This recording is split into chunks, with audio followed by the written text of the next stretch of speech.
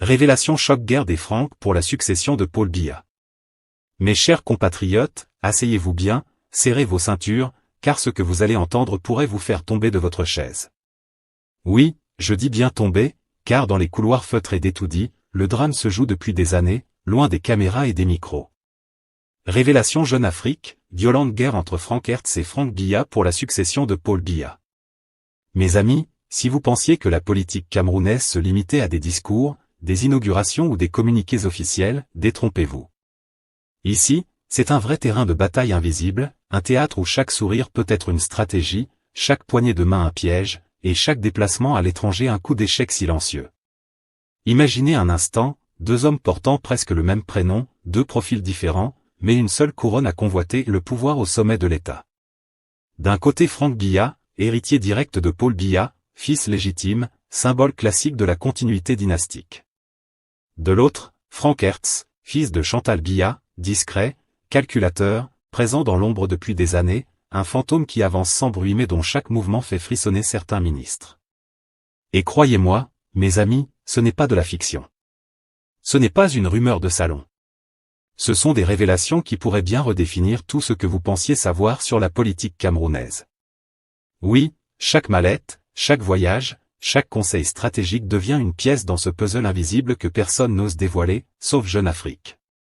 Avant de vous plonger dans ce monde de complots, de secrets bien gardés et de luttes de pouvoir silencieuses, je vous pose la question, chers abonnés. Selon vous, qui a le plus de chances de dominer cette bataille des Francs? Franck Biya, le fils de sang, ou Franck Hertz, le fils de l'ombre?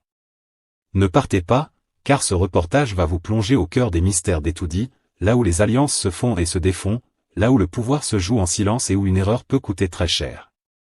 Et bien sûr, avant de continuer, prenez un instant pour liker cette vidéo, vous abonner et activer la cloche de notification, car sur Camé News, on ne vous sert jamais l'actualité fade et ennuyeuse.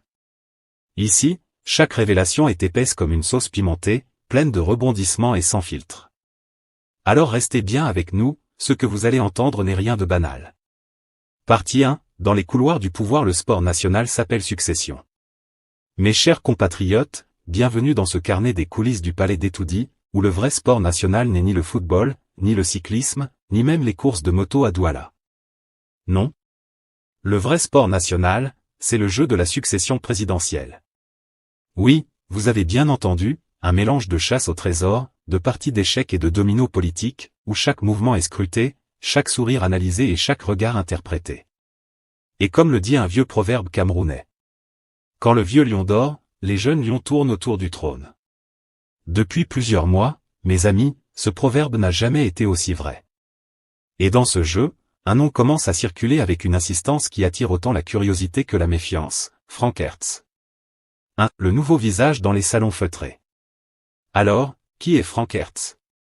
Fils de Chantal Biya, jumeau discret de Patrick Hertz, il est officiellement un simple fils de, mais pour ceux qui observent les coulisses du pouvoir depuis des années, il est bien plus qu'un nom sur une généalogie présidentielle.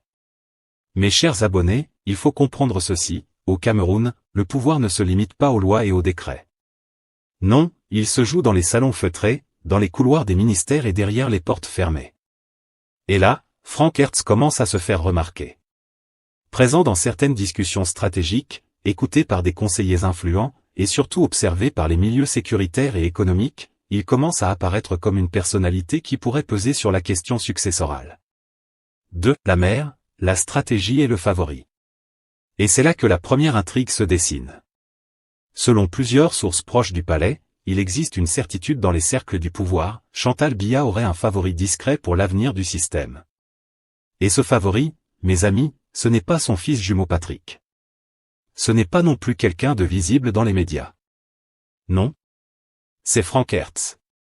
On le décrit comme la personnalité la plus structurée de la famille. Pas un enfant gâté. Pas un amateur d'apparitions médiatiques. Mais un homme qui connaît les dossiers et sait comment les gérer. Alors, dans les salons où se discutent les alliances et les mouvements stratégiques, on commence à dire. Si quelqu'un doit assurer la continuité du système, c'est lui. Et ce genre de murmure fait vibrer les murs d'Etoudi, mes chers abonnés.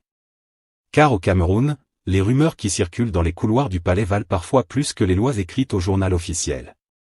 3. Le jumeau relégué, un détail qui compte. Mais attendez, ce n'est pas tout.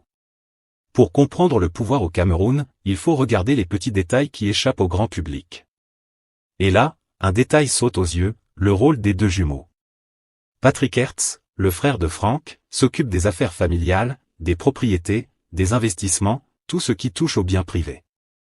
Frank, lui, s'occupe du système. Des dossiers.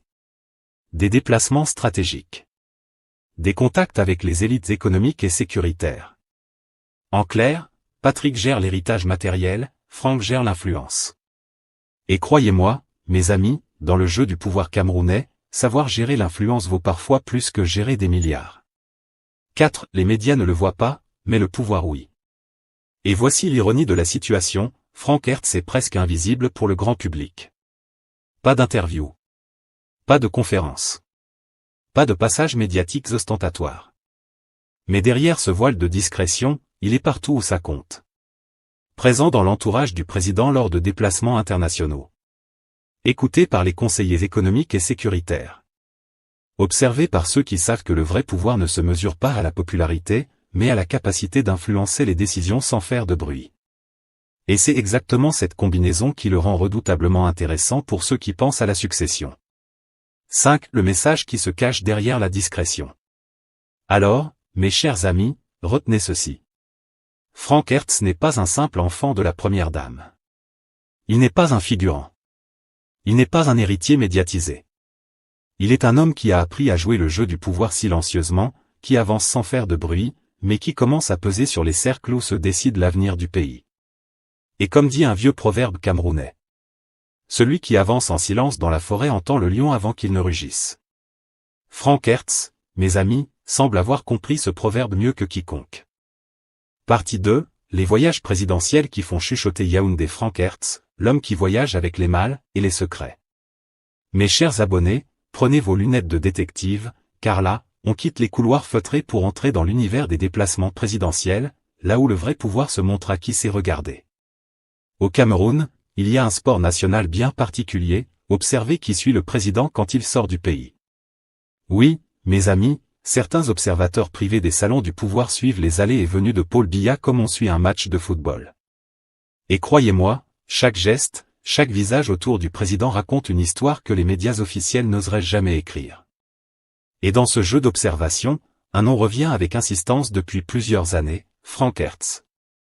1. Paris, 24 juillet 2025. Un simple hall qui dévoile tout. Imaginez la scène, Paris, Four Seasons Hotel Georges V, 24 juillet 2025. Le président Paul Biya est là pour l'ouverture des Jeux Olympiques. Une scène internationale, des flashs de photographes, des diplomates qui sourient, le tout sous les lustres étincelants de l'hôtel. Et là, dans ce décor presque banal pour n'importe quel touriste, surgit l'intrigue.